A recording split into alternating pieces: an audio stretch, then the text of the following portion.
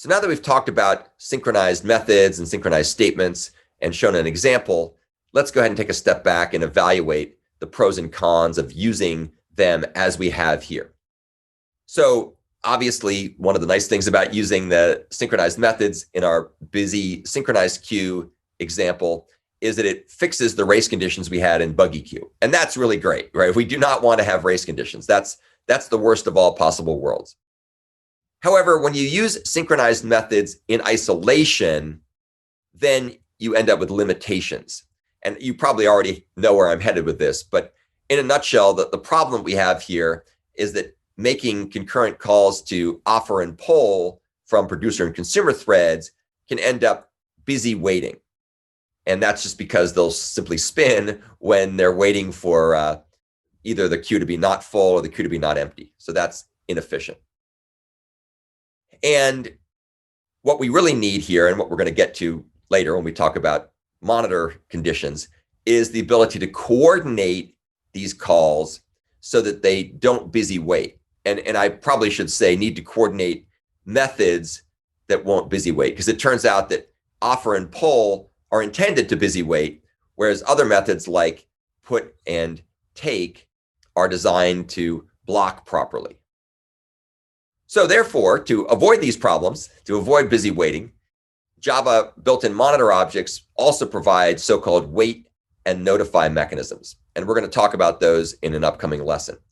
And they're basically what you would expect now that you know what a condition object is. You can basically think of Java built-in monitor objects as having one and only one condition variable, which we call the intrinsic condition, in every Java monitor object. And that can be used to have threads park off to the side when they can't make forward progress. So at any given point in time, there's perhaps a bunch of threads that are waiting to get into the monitor object, and they may be blocked on the entrance queue. There will only ever be one thread running inside the critical section of the monitor object, say in a synchronized method, for example. And then there can be multiple threads that are parked off to the side on the monitor condition in the wait queue, waiting for their chance to get back in the critical section. So that's basically the idea that we're going to talk about when we talk about the coordination mechanisms that are provided by Java built-in monitor objects.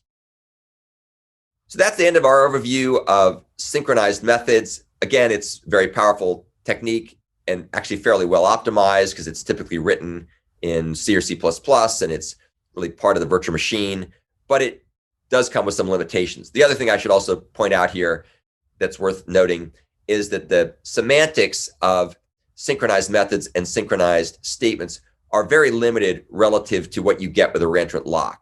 In particular, as you saw when we talked about reentrant lock, they have a whole bunch of other methods like timed acquisition and non-blocking acquisition and so on and so forth.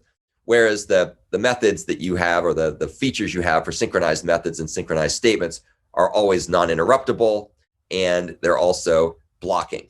So that can also be too limited and too limiting for certain use cases. All right.